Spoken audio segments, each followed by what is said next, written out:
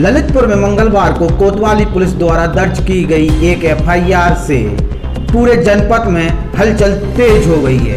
एक नाबालिग लड़की ने विभिन्न राजनीतिक दलों के प्रमुख नेताओं पर अधिकारी के सामने अपने पिता पर दुष्कर्म के गंभीर आरोप लगाए हैं। पूरे घटनाक्रम से राजनीतिक गलियारों में उफान आ गया है। इस गंभीर आरोप की समाजवादी पार्टी ने कड़े शब्दों में निंदा की है, तो वहीं इसको निराधार बताया है। वहीं दूसरी ओर ललितपुर पुलिस ने शिकायत पत्र के आधार पर नाबालिग लड़की के बयान पर 28 लोगों के खिलाफ मुकदमा दर्ज किया है, जिसकी विवेचना शुरू कर दी गई है। गौरतलब है कि शहर क्षेत्र के निवासी एक नाबालिग लड़की ने कोतवाली पुलिस को शिकायत पत्र देते हुए अपने पिता पर जबरन दुष्कर्म करने का गंभीर आरोप लगाया है। घटनाक्रम को लेकर पीड़िता ने बताया कि उसके पिता द्वारा उसे विभिन्न स्थानों पर ले जाकर नशीला पदार्थ पिलाकर उसके साथ मूर्छित अवस्था में दुष्कर्म को अंजाम दिया जाने का आरोप लगाया है। पीड़िता द्वारा दिए गए शिकायत पत्र में विभिन्न राजनीतिक दलों के बड़े बड़े नेताओं के अलावा पीड़ित ने परिवार रिश्तेदारों के नाम भी अंकित किए हैं। पीड़ित की शिकायत पर पुलिस ने 28 के खिलाफ एफआईआर दर्ज की है।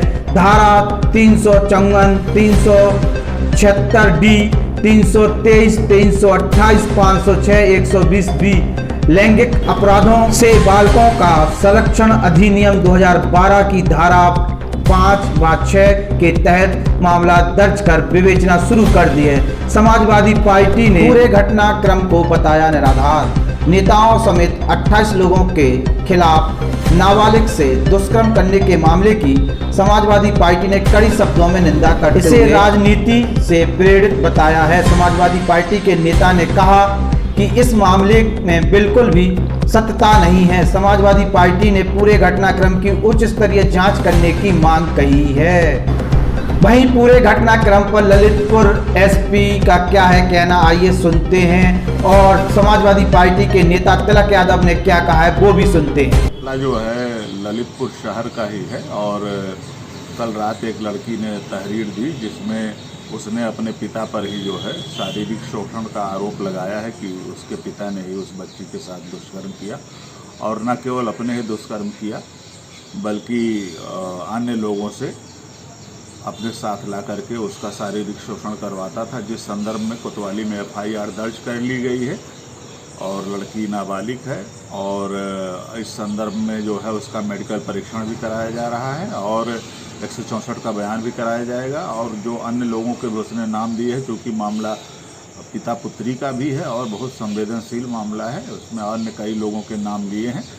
जो भी बात होगी उसको बड़े धैर्य से जो है उसका परीक्षण करके और इस संवेदनशीलता को ध्यान रखते हुए अग्रिम विधिक कार्रवाई की जाएगी ताकि कोई दोषी उसमें बचने न पाए और उसकी सुरक्षा के दृष्टि से सतर्क दृष्टि रखी जा रही है। उसके आवास पर, लड़की के आवास पर उसकी सुरक्षा के लिए फोर्स तैनात कर दिया गया है। मतलब जो आपका गंभीर आरोप लगे, जो मुकदमा दर्ज हुआ, क्या पूरा मामला क्या बताएं? देखिए, ये निहायत ही झूठा षड्यंत्र के तहत जिस बच्ची से जो मुकदमा लिखाया गया है, मैं ना उस बच्ची को जानता हूँ, ना उसकी माँ को जानता हूँ, ना मेरा कोई किसी तरह का उससे संबंध है। और ये मुकदमा हमारा पार्टी की छवि खराब करने के लिए हमारे परिवार को के खिलाफ बहुत गहरा षड्यंत्र किया गया, जिसमें मेरे 4 भाइयों के नाम भी लिखा दिए गए, जिसमें हमारी समाजवादी पार्टी के नगर अध्यक्ष राजेश जैन के जोजिया का नाम भी लिखा दिया गया, एक पार्षद महेंद्र सिंघई का भी नाम लिखवाया गया। तो ये इसके अलावा बीएसपी के जिलाध्यक्ष और उपाध्यक्ष के खिलाफ भी मुकदमा लिखाया गया। तो ये इसके अलावा उस बच्ची ने अपने पिता तक और पिता के साथ अपने चाचा ताऊ सभी के खिलाफ मुकदमा लिखाया। तो उस मुकदमे को एफआईआर को देख के ही ये लग रहा है कि ये झूठा है।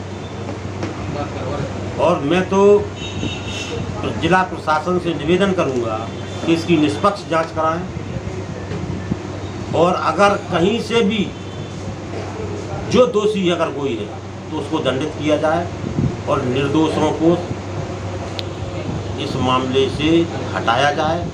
मैं अपनी तरफ से कहना चाहता हूँ कि ये षड्यंत्र जिन लोगों ने भी किया है हमें उन पर तरस आ रहा है, उनकी मानसिकता पे तरस आ रहा है। और मैंने ये साफ कह दिया है कि इस तरह मेरी छवि को और मेरे परिवार को बर्बाद करने का प्रयास किया जाएगा तो मैं आत्महत्या करने को मजबूर हो जाऊंगा।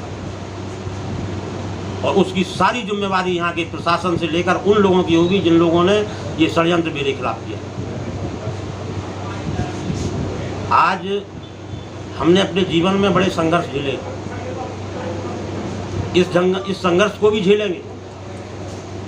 मेरे अंदर कोई कमजोरी नहीं है, क्योंकि मैं निष्पक्ष हूँ। मैं बिल्कुल इस मामले से कहीं से दूर दूर तक मेरा लेना देना नहीं है। उस महिला का अपने पति से विवाद है, पति और पत्नी के विवाद को इस तरह बढ़ा करके, इस तरह लोगों के बहकावे में आकर के इस तरह जो काम किया गया है, इसको हमें लगता है कि उसको कोई भी ना तो सत्य मानेगा और परमात्मा भाई भी उस ऐसे झूठे आरोप लगवाने वालों को, षड्यंत्र करने वालों को माफ़ नहीं करेगा। क्या लगता है कौन लोग हैं जो आपके षड्यंत्र में आपको फंसा? अब ये तो आगे चल के पता लग जाएगा।